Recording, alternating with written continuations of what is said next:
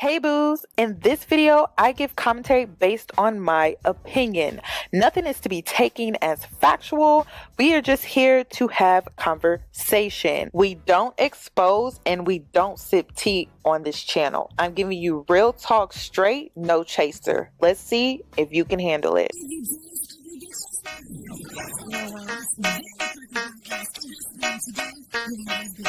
Cause I'm a boss. I haven't done anything for you to be proud of. Of course you have. You are marrying a man who can support you.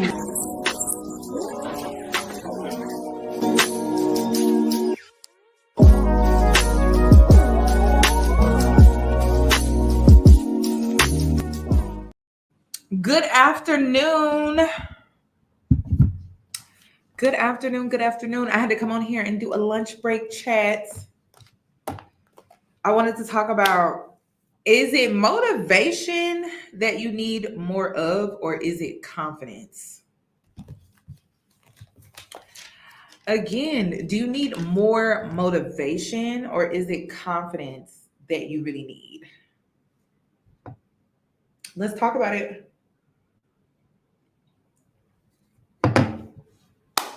Yes. So I wanted to talk about this because I think sometimes we think that we need more motivation, but what we really need is confidence. And I wanted to talk about this because, excuse me, y'all, I just had lunch. I just ate that cucumber salad. When I tell you that cucumber salad is so good, if you haven't seen the cucumber salad, it's on my lifestyle page. Girl, that cucumber salad is so good. That cucumbers are going to get me snatched. They're going to get me snatched. If you want to know what I've been doing, I've been eating cucumbers all summer. Logan from TikTok, he got me on this cucumber obsession. I don't know what it is. And who knew you could do so much with cucumbers? And then I'm starting to think I like cucumbers as a salad more than I like lettuce. Crazy. I love it. And cucumbers are hydrating. So if you're trying to hydrate yourself more, girl, make you a cucumber salad. Even when I went home to visit my family, I made them a cucumber salad. It's so good. Oh, but this one, the one that I posted on my lifestyle page, that one, wow. Exceptional. Wow. So check it out. So back to the topic though. I wanted to talk about, is it motivation that you need more of, or is it confidence? And I talk to a lot of people, and I don't know, a lot of people feel comfortable. I feel like a lot of people feel safe coming to me, telling me things that they want to do, their dreams, things that they are optimistic about, but something keeps them from pursuing it wholeheartedly. Something keeps them from putting these things into action and like really harvesting their dreams and their goals. And I wanted to talk about this because if you weren't there for my workshop, I did a workshop on August the 8th, and we're going to gear up for the next workshop next month. But I just wanted the girls or the tribe, the people that participated in the workshop, you have to remember that when it comes to your goals, when it comes to spiritual work, candle work, you have to be proactive. And you can't just do the candle work. You can't just do the gratitude letter. You can't just do the prayer. You can't just do the meditation visualization. You can't just do the manifestation board and then go back to doing what you were doing before. The whole purpose of candle work is to create momentum in your life, an energetic momentum in your life. And the prime example that I'm going to use when it comes to what this is if you've ever played sports, if you've ever watched sports, and you would see how there was a winning team out the gate. And then halftime came, and then the momentum switched to the other team, to the opposing team. And the other team seemed like they wanted it more. The other team was getting after it. The other team was making those plays. And because the momentum was on their side, they could have been down 20 points. They won the game. That's all candle work is you're creating this energetic momentum in your life to support you, to also to motivate you to like put a fire up under your booty so that you can get to it. But that's all it's doing.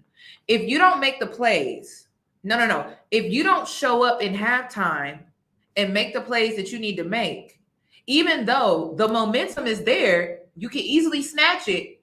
But if you don't show up, you don't make the plays, you're not going to win the game. You're not going to win the game. So I wanted to highlight that because the workshop, listen, it works. It definitely works. But if you are not showing up, if you are not making plays, if you are not putting those things into action, then you're going to feel like it didn't work or it wasn't successful. And it is successful. You should be feeling energy that you haven't felt, like maybe before you would put things off and then now you're getting after it because you have this urge to really do it. And something in you is like, no, do it now. Don't wait.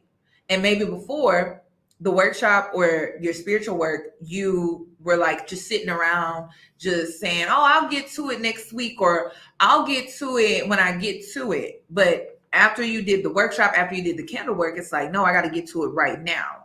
So keep that in mind. So one thing that I've noticed is a lot of people have been coming to me after the candle work workshop and they've been saying, oh, I just don't have the motivation. I just don't have the motivation. I'm like, is it really motivation that you need more of, or is it confidence that you need? So I wanted to talk about that today. Do you have a healthy relationship with your ego?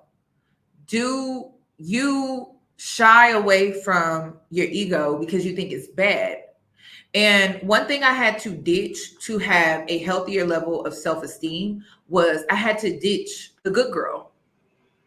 And it's crazy because people come into this space and they project like this good girl thing on me. And I personally don't give a fuck about it because it doesn't do anything for me. Being seen as a good girl does absolutely nothing for me. Actually, it holds me back in life. So I don't give a shit about that. If it's shade, I will tell you it's shade. Straight up. And yes, it's straight like that. Why? Because I don't give a shit about being seen or being this quote unquote good girl, because it holds me back in life. It literally stunts my growth when it comes to my self-esteem, because now I have to be hypercritical of every little thing. And it's like, I'm not living my life like that. So I have freed myself from the quote unquote good girl. And by me doing that, didn't know that by me freeing myself from the good girl, that it freed me from having a horrible relationship with my ego. Because I used to think my ego was bad. I used to think if you were able to acknowledge your self-importance or your talents, things that you're good at, even compliments, like giving yourself these things, nurturing yourself from the inside out. I used to think it was arrogant. I used to think it was bad. I used to think, no, I must humble myself because I should not think like that about myself. So one story that I want to tell, when I was younger, I played sports. I ran track. I played ball. I did softball. Like, I was just really heavy into sports. And I always tell parents, get your kids into sports, even if they're not good. They can be terrible at it. Just get them into sports. It will teach them a lot about life, because I'm an adult now, and things that I was learning while playing sports, it's like clicking. And I'm 32. The last time I picked up or I played a sport was when I was like 19, 20. So get your child into sports. It's not about them being good or being the best or getting a full ride scholarship. Like, it teaches them about life. So I want to share a story with you. When I was younger, my dad was very hard on me when it came to sports. Like, he did not play. Once he saw my talent, he was harder on me, I felt like, than he was on my brothers. But one thing that my dad would always point out to me, he was like, the reason I'm harder on you than my boys is because you have heart and they don't. He said that. He was like, you don't quit. They quit. They give up. They stop. When it gets hard, they just want to stop and give up. But you have heart. You're the child of mine that will fail and go again. And you'll fail and go again. And you'll fail and go again. And fail and go again. And fail and go again. And master. So I'm harder on you than my sons. And it's because I see that in you. And I don't know if you see it in yourself. At the time, I did not. I'm like 14, 15 years old. And I'm just thinking, you're just being mean to me. Like, that's what I'm like, you're just being really mean to me. And so when I think of my dad, like Serena Williams' father is kind of like very similar. So but it's like a mixture of Serena Williams' dad and Michael Jackson's father. Like there's a mixture of that. So he would have these conversations with me when I was younger, and I'm like, okay, that sounds good or whatever like that. But okay. So he was harder on me. I was really good, but at the time I didn't think I was because I didn't see it in myself. So like I would get compliments from everyone, like everyone around me would compliment me on how well I played, how good of a player I was, but I did not believe them. Like, and that's the thing, is like people can give you compliments about yourself, but if you don't believe it, it does nothing for you. Absolutely nothing. So I remember one game I had right after my game. My dad was so upset. He was yelling and he was like, I just wish you would get cocky. I just wish you would get a little chip on your shoulder. You just don't understand how great of a player you would be if you would just get a little more cocky. And I'm like, cocky? No, like that's not, no, I don't want to be cocky. That's bad. So in my mind, I'm like, no, I don't want to be cocky. Like that's not, I used to think that it wasn't good sportsmanship to carry that type of energy. And so I had a reputation that if you pissed me off, I would go harder. So like my dad would yell at me to piss me off in order to bring out that type of energy, that cockiness, that chip on my shoulder. So like a girl would have to, she would have to like foul me like real hard, shove me or do something to bring that energy out of me. But I couldn't generate it on my own because I thought it was bad. I thought it was bad. And so my dad is just like, you just don't get it. And I did not get it. Now I get it. It wasn't bad. It was just, you got to know what you're capable of. And with me being an adult now, I don't fear hitting rock bottom because I've been there before several times and I can pull myself out of it.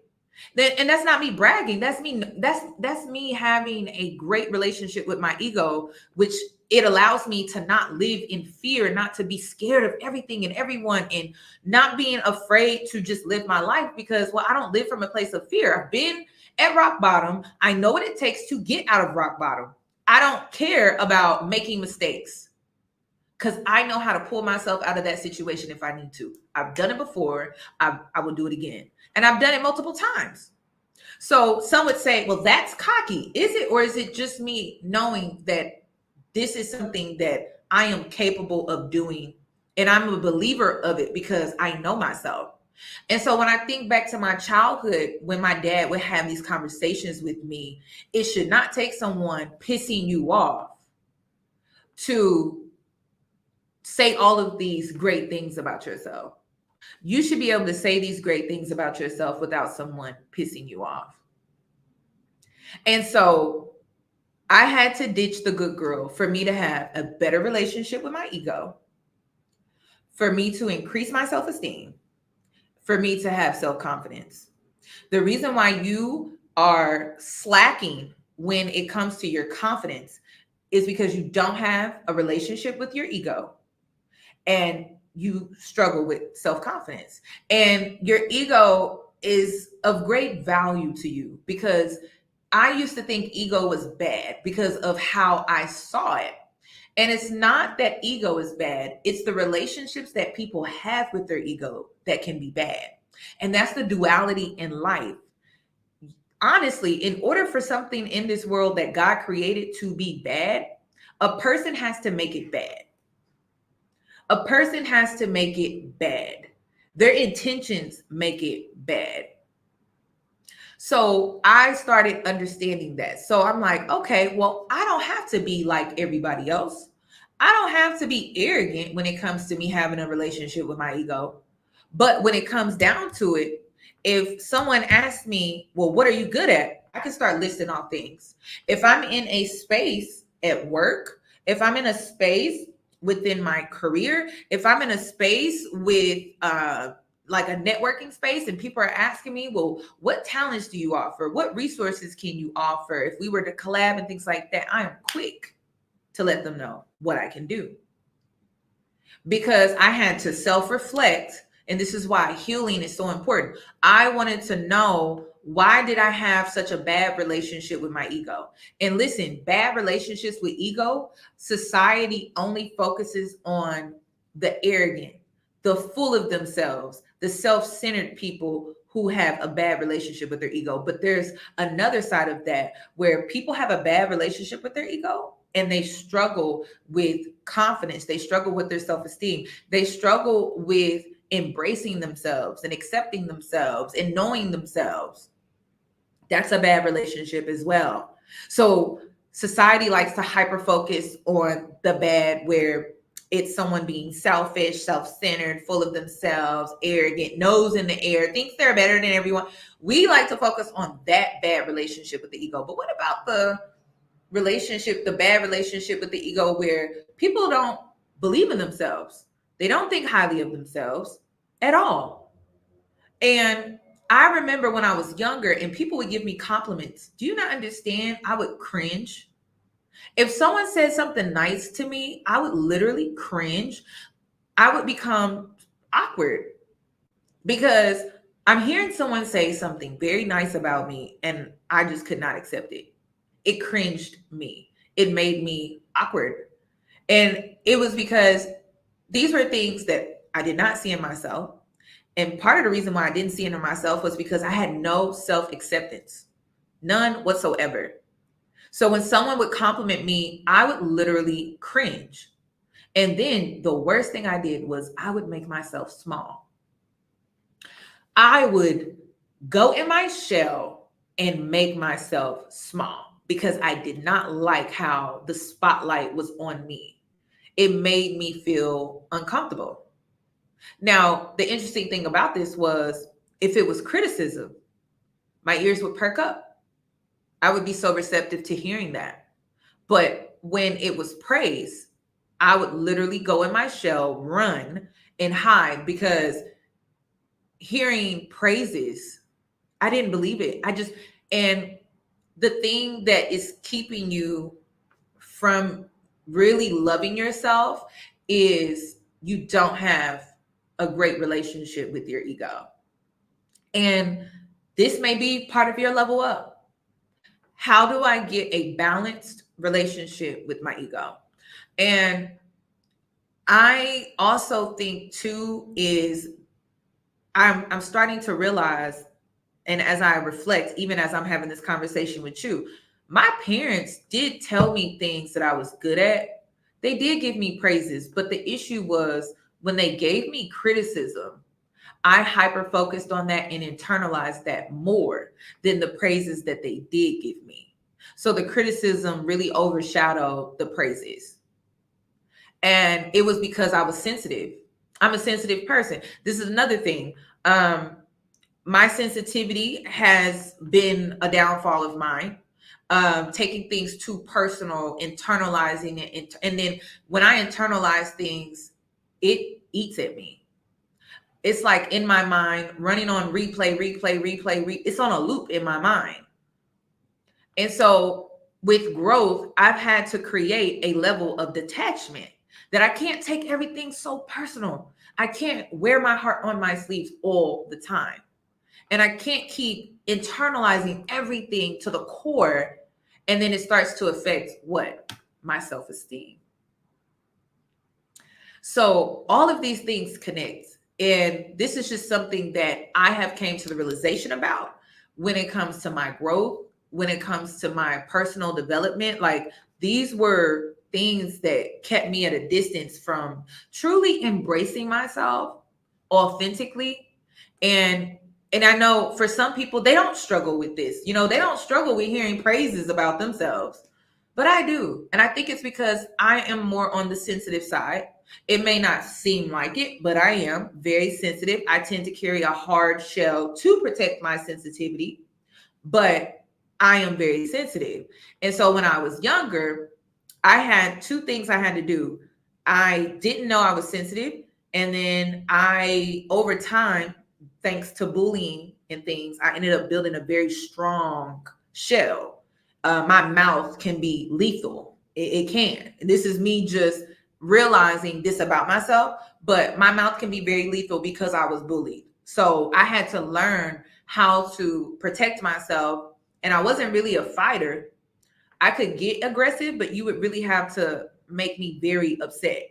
So my mouth was like my secret weapon. So I would get back at people with my mouth because it was just the easiest thing to do.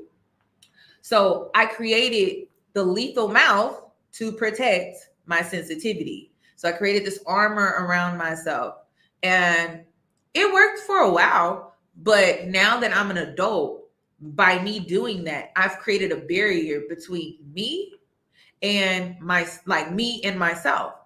So there's this wall, and I had to break the wall down. I had to break it down so that I could really free myself and actually embrace myself for real, and not just do it from a surface level standpoint. Because when you build up that wall, you're not in tune with your emotions. You're not in tune with your sensitivity. You're not in tune with your senses. How can you be?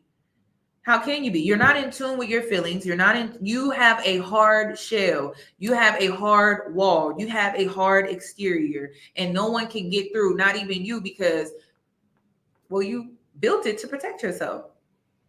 So you got to break all of that down. So I asked the question again, is it really motivation that you need more of, or is it self-confidence? How can you proactively build your self-confidence? I'm never going to give you a surface level response. Well, just love yourself. No, that doesn't work. You have to peel back the layers. First of all, you got to start at phase one. Phase one is you have an armor. You need to tear it down. First of all, it's a false armor. It's a false identity. It's not your identity. It's your identity is based off of a falsehood because of your trauma, your experience, the things that you went through earlier on in life that weren't the best. You gotta tear that down. Tearing, and this is the thing. Sometimes you have to destroy things to build it back up. So if you gotta take everything, strip everything away from you, peel all the layers back so that you can build yourself back up, start back at square one. Start over. And then this time, because when you were a child, you built the armor immaturely. But this time, you can build yourself up. And you don't need the armor. You just need boundaries. You don't need the armor. You just need to know how to assert yourself in certain situations with people or in spaces where it requires you to assert yourself in a confrontational type of way, but only when it's necessary. And now you don't have to just walk through life constantly having this armor on you 24/7, because then you're not letting anybody in.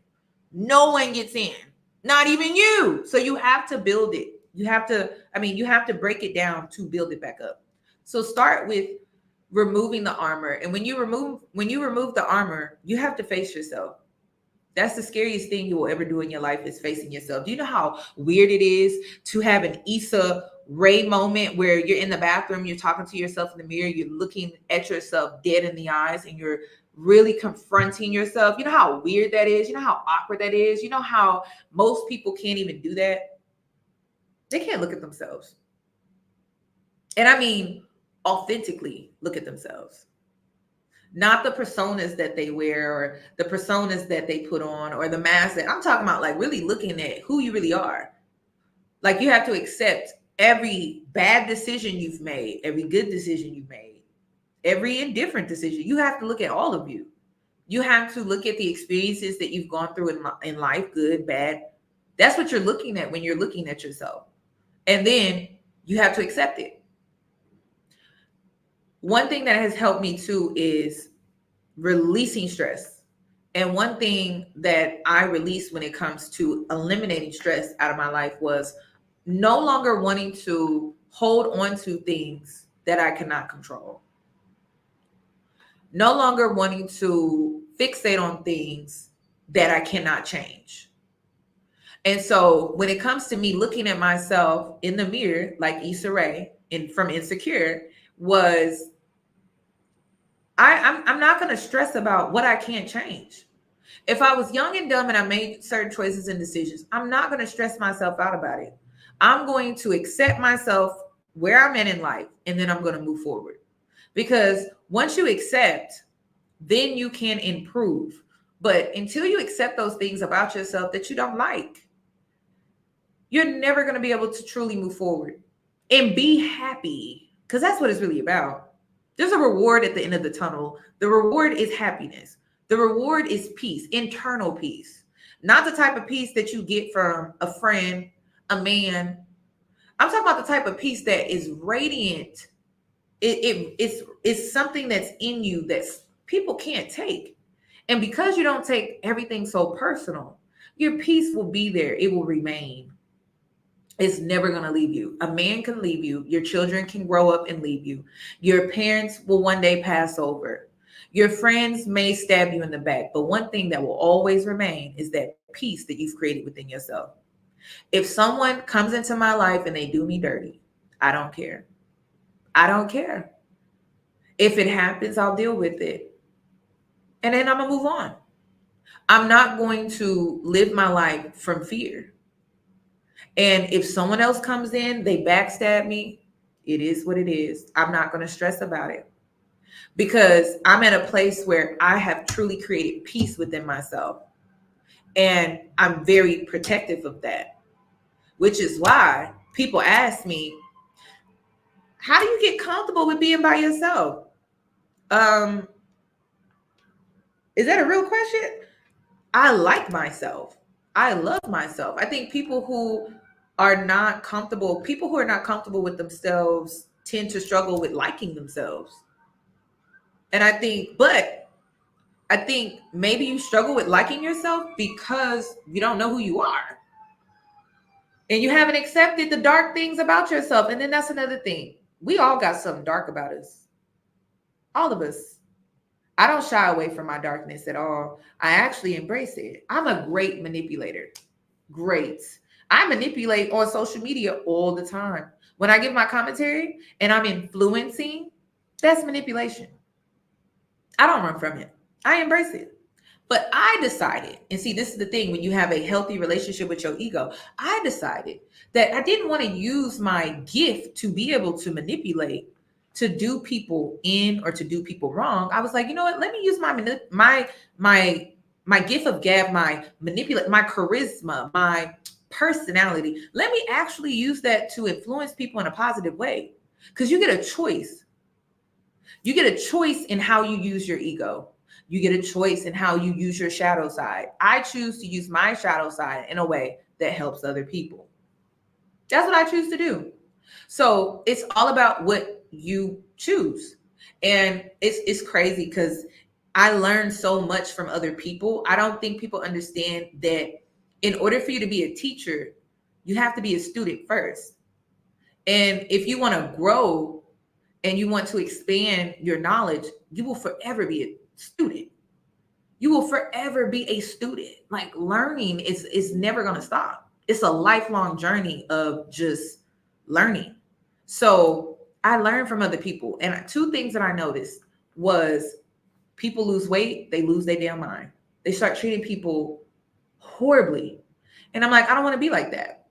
I mean, I want to embrace my hard work, the fact that I lost weight, but I don't want to treat people like shit because people treated me like shit. So I don't want to be like that. I know what it's like to be on the receiving end of being treated like shit just because a person looks a certain way or they're cool or they fit in with the in crowd. So I never wanted to lose weight and lose my damn mind. And I used to think, oh, it can happen. It can happen to me. And I'm like, no, I actually have self-control. You don't have to lose your mind when you lose weight. You don't have to go treating people like shit just because you lost weight. You don't have to be a mean girl just because you lost weight. You can be a nice person. You can be a kind person, because you can't be nice all the time because people will take advantage of you, but you can be a kind person. Life is all about balance. And once you master balance, you should start with yourself. Start with your ego, because that's going to fuel your entire life in all areas. When people look at me, my level up was not just weight loss. It was my entire life. And when you work on the foundation, and the foundation is your ego, it's your self-esteem, it's your confidence. You have to start there, because how can you be a believer of anything else outside of that? You can't, because your foundation is wonky. And you want your level up journey to be on solid ground. You want it to be on a solid foundation. You want it to be on a healthy foundation, because if not, anyone can come in and just throw you off. Anyone. So when I say I learned from other people, one thing that I learned too was the weight loss thing. I didn't want to be like that. But then also I'm noticing with the growth of subscriber count, views, people lose their damn mind. Like, they lose their mind. I mean, they really do. Some of it, I do think it's hate, but some of it, it's like people really lose their mind. They do. They become arrogant. They feel like they are power hungry, or they're on a power trip, or they just start to look down on people. They forget where they come from. They forget where they started. They just start acting like they can't have a fall from grace. It's the craziest thing I have ever seen. And I've seen it in this space. And I'm just like, what makes you think that you can't go from this to this? I believe that everything that I have can be taken away. I don't believe that I'm exempt from anything, which is why I don't take my life for granted. The way I live my life, my lifestyle, I don't take it for granted. I will never just get to a certain point in my life where I'm just taking all of this for granted. I will never take it for granted, because I remember how hard it was to even get to this point in my life. And I remember sitting at my gray cubicle depressed. I remember being in a toxic work environment. I do. I remember those things. I will never forget those things. I remember crying in the break room because I'm stressed about my job and how much I hate it. So it's like, be grateful as well. As you go through these growth spurts, you go through the ebbs and flows of life, don't forget to be grateful. Don't get a blessing and then become entitled. Don't elevate and then become entitled. Don't accomplish a goal and then become just overly arrogant. And I think the thing that keeps me grounded is being memorable and recognizing my blessings and recognizing the things that I prayed for, and never forgetting that this was something I prayed for, and remembering where I started.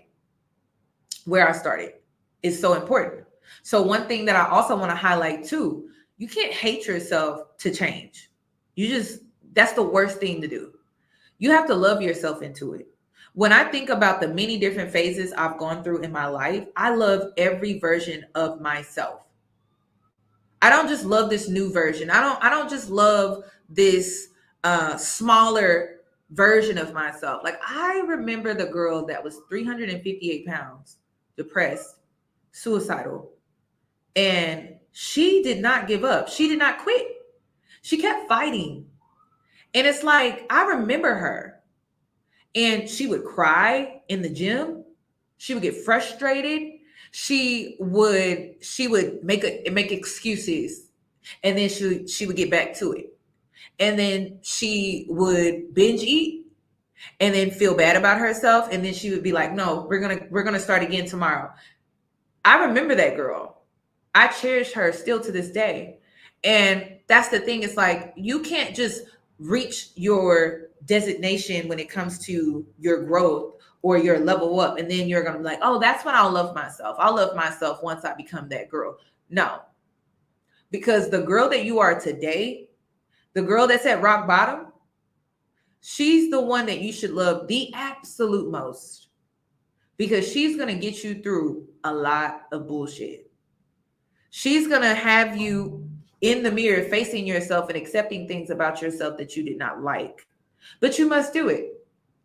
She's going to be the girl that gets you out of bed to go to the gym. How could you hate her? How could you not like her? How can you not have a good relationship with her? You got to have a relationship with her, and you got to have a good relationship with who you're transitioning into. And then once you make it, once you become that girl that you want to become in your mind, because I know you see her, she haunts you in your dreams. You have to allow this to take course, but you got to love every moment of it. You do. Because the 358-pound girl, I had to discipline myself.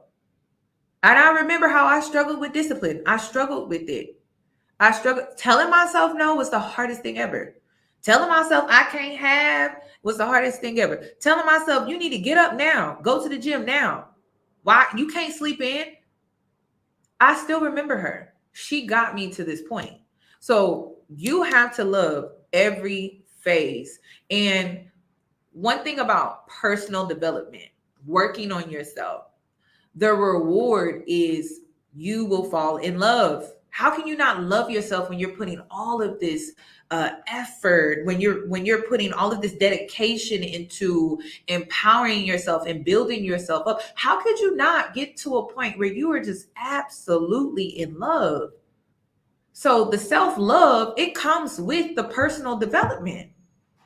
So stop focusing so much on, oh, I need to love myself right now. Work on yourself. You will fall in love with yourself. The more you pour into yourself, the more you're going to fall deeper in love with yourself. I never thought that I would reach this level in my life where I'm like, wow, I really, really love myself. Because I remember my younger self, I didn't really have a good relationship with me. I didn't with myself. I didn't have a good relationship because I didn't really know who I was. I was awkward in my body. I was awkward when it comes to my decision making.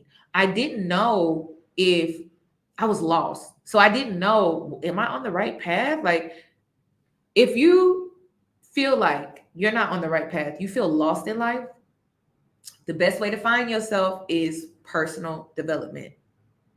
The best way to find yourself is to work on yourself. It's the quickest way to find yourself. And see, I went through my phase where I was reckless. I thought finding myself was drinking. I thought finding myself was popping pills. I thought finding myself was just doing crazy things that were really self-sabotaging my life. That's what I thought finding myself was all about. I thought, oh, I'm just young. Like, I might as well just get it out my system. I thought that's what it meant to find myself. But no, it's working on yourself. That's how you find yourself. That's how you do it. I wish somebody would have tapped me on the shoulder, because I went to jail a few times. I could have just got to the point where, okay, that ain't it. This is what I need to do. So if you are young, skip that part. You don't gotta be reckless and live reckless for you to understand. Some people, though, they gotta learn the hard way. The best teacher in life is experience. So I'm not against that. But I'm saying to the girls that want to be wise, young, because you are never too young to make wise choices and decisions for your life. And your friends may be doing all of this crazy stuff because they're young and they going according to that program that I just talked about, right? But your reward is going to be major when you get to my age. You're going to thank yourself. You really are. And see, I turned my life around 19. And then I had girlfriends that prolonged that phase to like 25. They have a lot of regrets. So that's why I'm telling young women today, you're never too young to make wise choices and decisions for your life. The sooner, the better. The sooner, the better. So keep that in mind as well. Yes, experiencing life is also important. You can't keep yourself in this area, this arena where you're trying to do everything right. You got to give yourself some breathing room. Remember, I said balance. You should always set boundaries with yourself, but don't be afraid to push those boundaries just a little bit because you do need experience. You don't want to be the mom that's looking back over her younger years, wishing she would have put herself out there more. So it's all about balance. Just don't take it too far to where you're changing the course of your life when you know you want to go in this direction because the girl that you see in your mind is haunting you at night when you dream and you sleep. And when you don't get after it, when you don't go after your goals, when you don't plan and you're not productive, the girl in your mind starts to haunt you at night. It'll go from a dream to this girl is haunting me when I sleep. And it's because it's a reminder. It turns from a dream to this woman showing up haunting you. And it's because you're not getting after it. And you know you're holding yourself back from reaching that level. And I don't know what she looks like. I don't know what she's supposed to be out here doing. But you know, and you know what she looks like. And you know what she's capable of. And you know that she is that girl. And that's the girl that you want to be. So don't let her haunt you at night. She'll stop haunting you once you get after it. You start becoming consistent. You start becoming consistent. Thank you, Danielle. That is so sweet. Thank you. Thank you. That is so sweet. But keep that in mind. Keep that in mind. You can do it. You can do it. And you will fail. You will. That's part of the journey. You're going to fail. But failure is something that you have to accept as well. And when you look in the mirror, that's part of what you need to accept is failure. So accept the failure. Take it on and take it on optimistically. Like, don't take it on like, oh, this is the worst thing ever. Da, da, da. The most life-changing experiences will be inconvenience.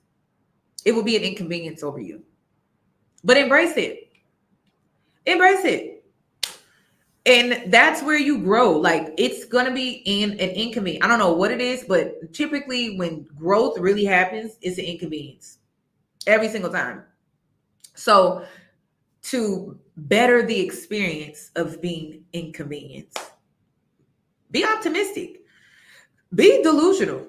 I tell girls all the time, I'm like, the way we so delusional over men, we should be really good at this. It shouldn't take much out of us to really, be that girl that is optimistic when it comes to growth and it being an inconvenience to us. Like, we're delusional when it comes to men. We can surely be successful at this. And that's what I'm saying. Like, sometimes we apply things in the wrong areas. So instead of you being delusional over a man, be delusional when it comes to inconveniences over your life that is pushing you to grow because it's pushing you out of your comfort zone and it feels like an inconvenience. Why not be delusional then? Why be delusional over here? Delusional over here with this man is going to set you back. Delusional over here is going to push you forward. So sometimes, again, it's not that we're like this. We just don't know how to use these things in a way that puts us in an advantage. So that's what I'm saying. Your shadow side, right? A lot of people want to run from their shadow. And I just think it's ridiculous. Every time I see somebody run from their shadow, I'm just like, girl, do you not understand? You're actually really good at this. If you would just apply it in the right way, it could actually make you money. It could put some money in your pocket. It could elevate you in life. It could really set you up. It's a resource. It's just the way that you're using it that is causing self-destruction. So you can take your shadow and you should write it down. What is my shadow side? I can be impulsive. That's another shadow side that I have. I talk about it all the time. I can be impulsive. I can be impulsive and I can be controlling. So I had to learn when not to be controlling, but I can take control. So I have to read situations. Is this something I need to take control over? Okay, let me go ahead and take control. Is this something that I need to take a step back from? I need to take a step back from. I can't control. This is out of my control. I need to take a step back. But I know how to take control if necessary. That's me knowing myself, trusting myself, and knowing what I'm good at. Also, impulsive. Sometimes when it comes to getting things done and not being a procrastinator, use that impulsiveness. You know you're impulsive when it comes to buying things when you shop. Why don't you use that same impulsive energy when it comes to getting your goals done and getting your goals met, getting your tasks that you need to get done during the day done? Why only use it when it's self-destructive, like shopping? Why not use it over here when it comes to getting your goals met, getting things done? Never run from your shadow. Your shadow is just as important as your light side. And to be honest, they should be intertwined like this, not side by side, not like this, not like, oh, I'm running from my shadow. No, they should, you need to get to a point within yourself when it comes to your light and your darkness. You need to get like this, because become a situational person. Become a situational person, become a situational woman, because then you'll know when to use your shadow and when not to, when to use your light and then when not to. You will never be a doormat. You will never be a doormat. Nobody will ever see you as a doormat, because they don't know, first of all, you're a wild card because you don't embrace your shadow like this. And now you're a situational woman, you're a wild card. They don't know how to take you, which means you're not readable, which means you're not easy to play with, which means you're not easy to manipulate. You're not easy to run game on. You're not easy to play mind tricks with. And see, there are a lot of women online that wants to give you game about men. But if you would just make it about yourself, it covers everything. You don't have to sit online listening to women give you game about men, their behavior, how they act. You don't got to do none of that, because you did the work. And now you're this. Now you're a wild card. Now you're a situational woman. You love yourself. You know yourself. You've embraced yourself. You have a high level of confidence because now you're this. A man can't come in between this. Family can't come in between this. Friends can't come in between. Betrayal cannot come in between this. Nothing can come in between. Not even your children. This is forever. This will never go anywhere. When you die, you will die just like this. So get to work. And if you are struggling, if you are struggling, what's going on? Is it mental? Is it emotional? Is it trauma? Is it disappointment? Is it feeling lost? What are you feeling? What is it that is holding you back? So I'm about 40 minutes in. I'm going to ask, you can start sending questions if you want to ask questions. What is it for you? What is truly holding you back from being that girl? Because we are all main characters. I don't care what anyone says. I'm a main character. You're a main character. We all got one life to live, and we all show up every day as that character. You're the main character of your life. What is holding you back from being that girl? So if you have any questions, let's get the questions started.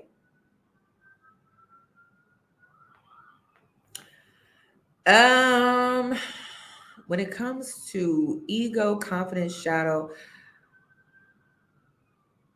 I always recommend Untethered Soul. I just do. I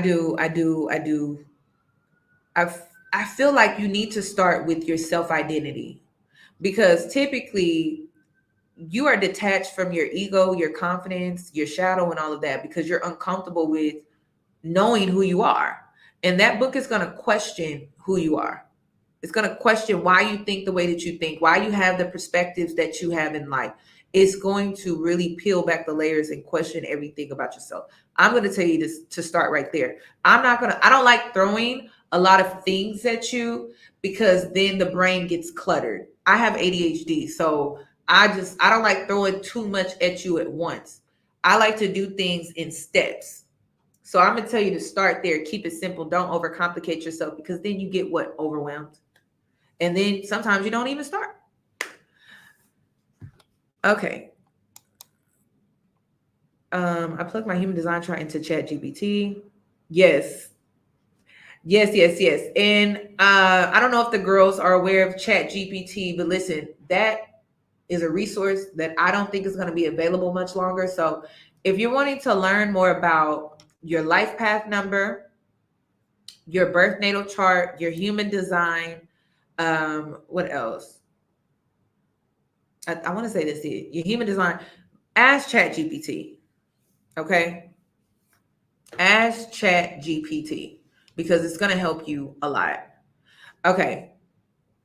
The Untethered Soul. It's called The Untethered Soul by Michael Singer. It's in my Amazon storefront. It's a really, really good read. And I believe they have Untethered Soul on YouTube on audio for free. Don't quote me on that, but look into that first before you buy. I don't know. Maybe you want the hard copy. If you want the hard copy, it's in my Amazon storefront because I like to feel pages, smell pages. I'm one of those type of readers. I love to smell the page. I love to spill coffee and tea on my pages. I don't know why. I have to smell the book. I just do. I don't like, I like audio. Like I'll listen to it, but I still got to flip through the pages. Okay, so it is free. Okay, so perfect. If you need that and you don't mind audio, that is a great book. Okay. That is a really, really good book. Okay, hold on. The chat going really fast. I'm missing questions. Have you ever lost trust in yourself? If so, how did you rebuild confidence from that? Ooh. Losing trust in myself. Honestly, I believe at one point I didn't trust myself because of fear. Fear was blocking me from truly trusting myself. So I'm going to have to ask you, how did you lose that trust? In order for you to rebuild, you have to look at the root of the situation first. How did you lose the trust within yourself? Start there. And then depending on what that answer is, you're going to have to work on that. And then once you work on that issue, then you can rebuild your confidence.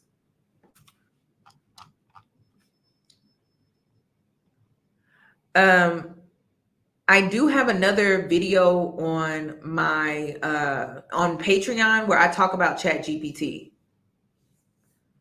So I don't want to take too much time on that, but it is on Patreon. I kind of already went through that. I just don't want to put too much time on that and get to other questions that I haven't really answered. How do you gain the confidence to reach higher? You have to really sit with yourself and acknowledge your beauty, your talents, how smart you are, how intelligent you are.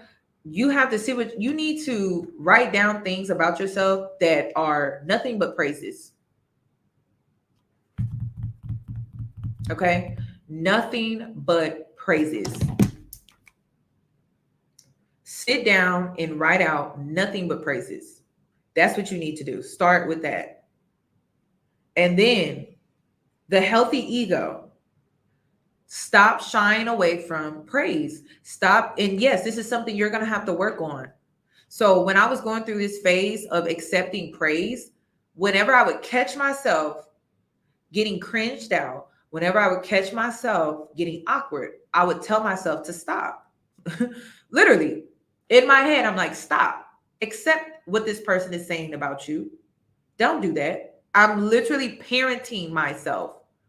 In my head, I'm like, stop.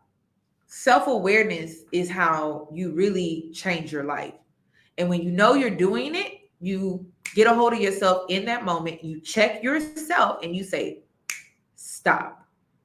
Literally. Just like your mama would say, if you was picking up stuff in the store, if she'd be like, pick, put that back. That's how you need to get with yourself in your head or out loud. I do both. Put that back. Put that down. Stop it. Your mama used to do that all the time. All of this is parenting. Discipline, all it is you parenting yourself. That's it. That's all it is. It's you parenting yourself. Okay, so I'm going to repost this in my Patreon, the ChatGPT video for the girls that are needing that. I'm going to go ahead and post it at the very top. so that you can have that. But the video is called Uncertainty. And it's towards the end too.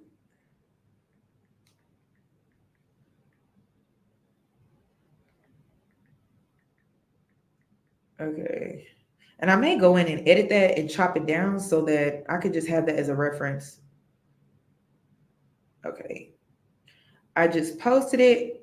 That's a really good start, especially if you struggle with feeling lost. I really feel like that's a great start. That's a really, really great start.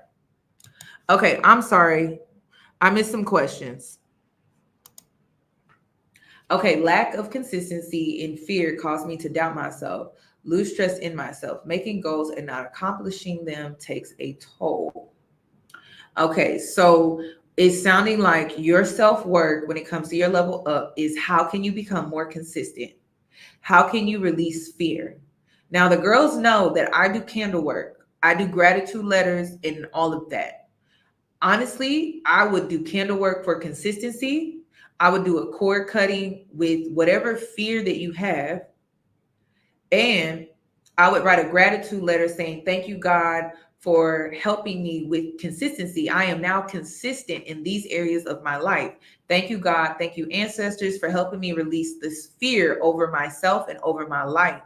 Thank you for giving me the strength to overcome self-doubt within myself. I like to call this energy in through gratitude. I do this thing on Patreon. It's the second tier. It's my workshop where we do candle work and we create gratitude letters.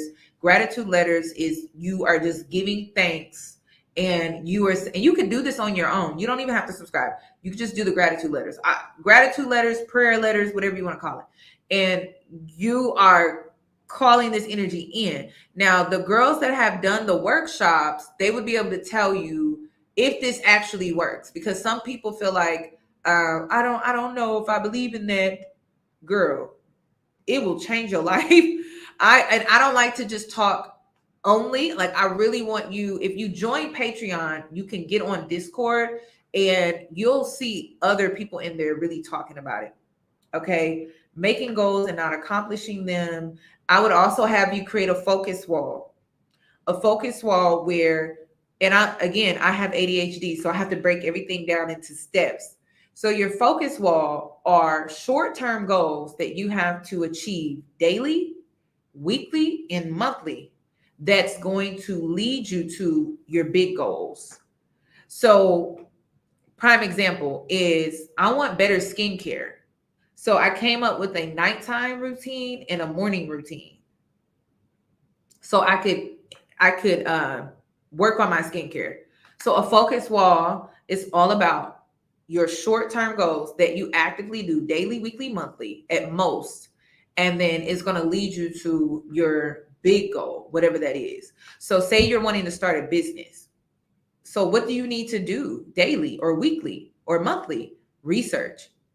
How can I get this business started? How can I get it up and running? So I would create a focus wall where I would say, I need to research this, and I need to look into this, and I need to do this. You are creating an action plan to make this happen. And then the focus wall is a wall that you go to daily, weekly, and monthly. And you look at it and you're like, okay, I did that today. I completed this today. I completed this.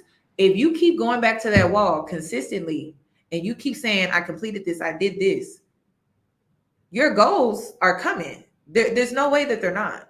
So sometimes we like to throw ourselves in things, and I'm not saying it's bad, but organization can really help you get after it. And so I've been using focus walls for years. People who've been following me for years, you see the note cards in the back. Those were my focus walls. It used to be in my bathroom, then it would be in my bedroom, and it would be this whole wall of nothing but note cards. And it was just short-term goals that I was really focusing on that was going to help me get to my long-term goals. So I'm just really big on that because I've consistently had a focus wall for 12 years. It doesn't matter where I move, where I go, there's always a focus wall. So the last focus wall I had was I think my weight loss goal was 200 pounds. And that was in my last apartment. And I achieved that goal. And so this apartment, I don't have a weight loss goal. I just have a fitness goal. So create that focus wall. It's so important. It really does work.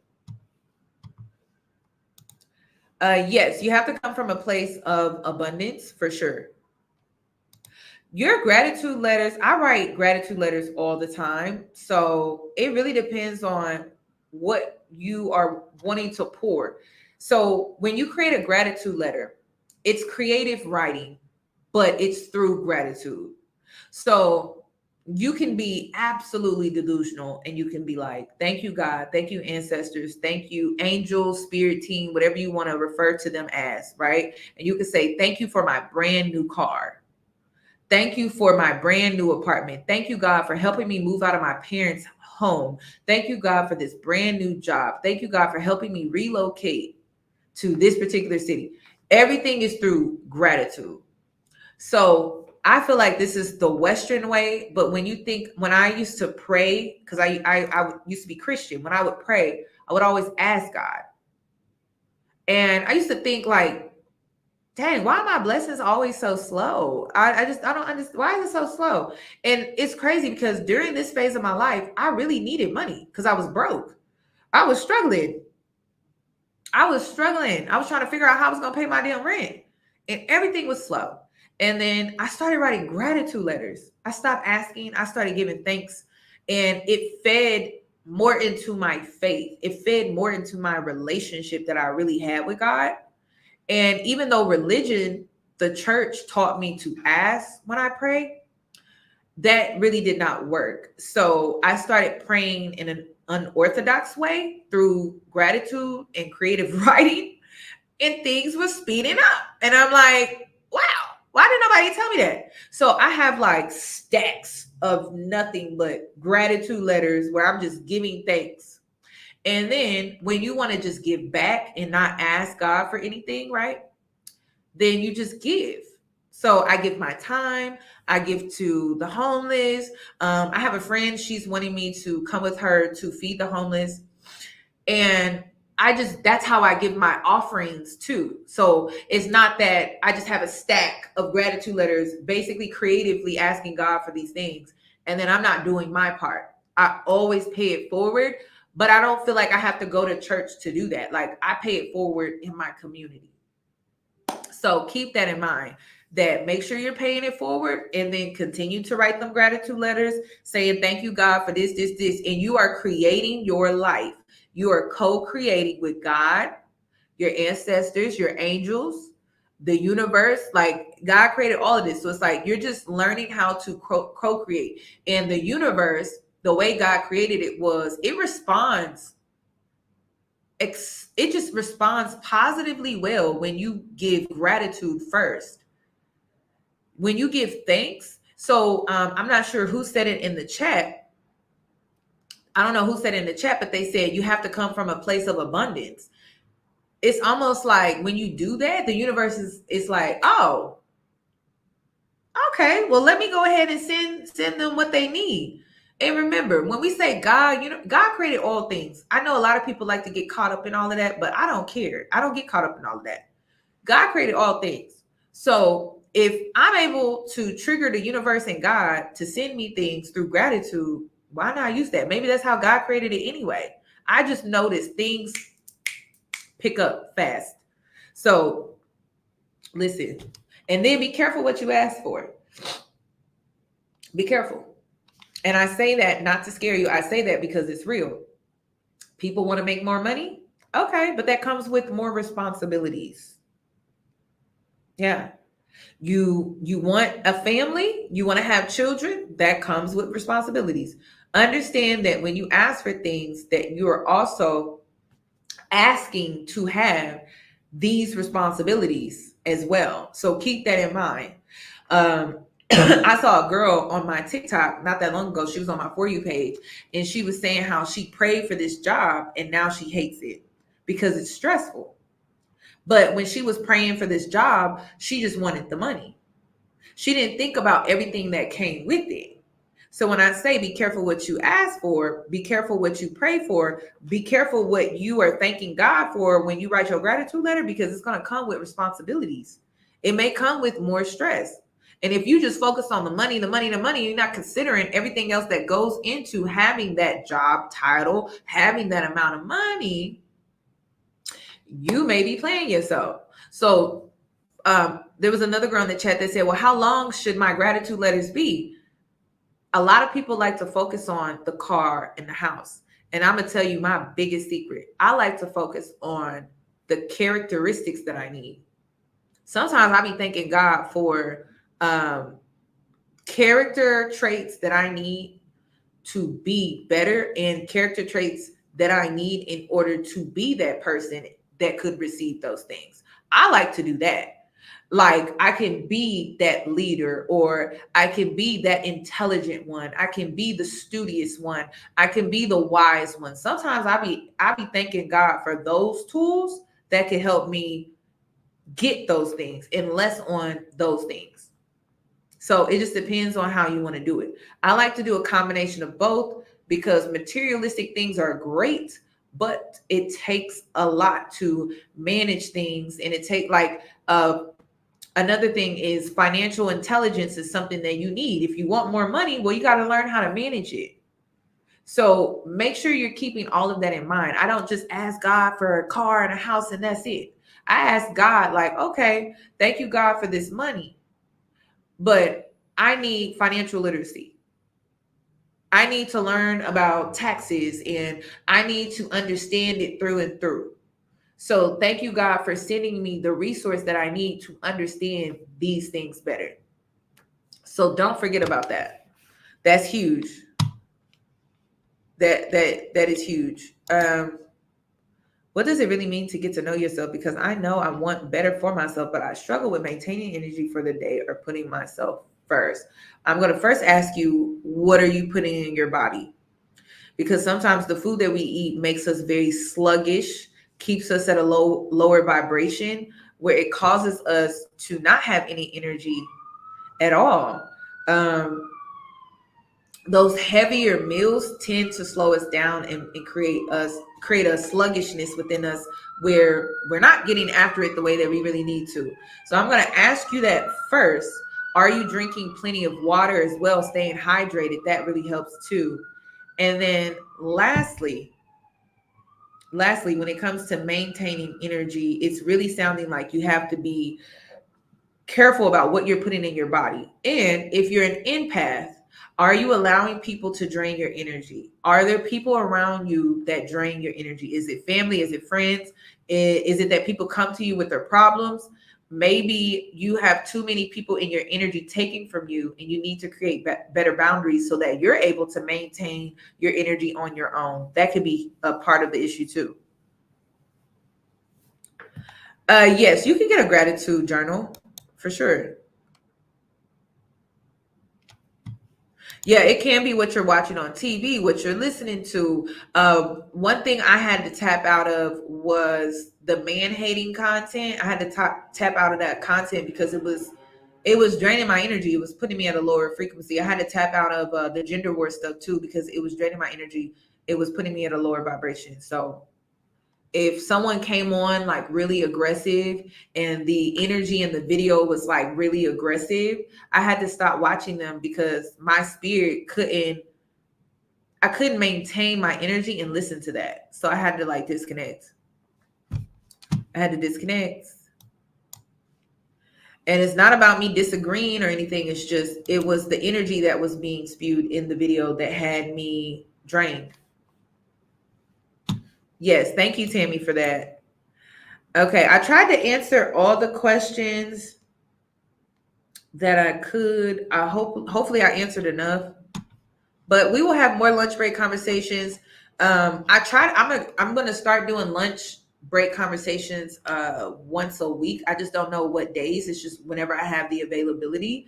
But if you're in Discord and it's the start of the week, go ahead and put a question in there or things that you want me to talk about.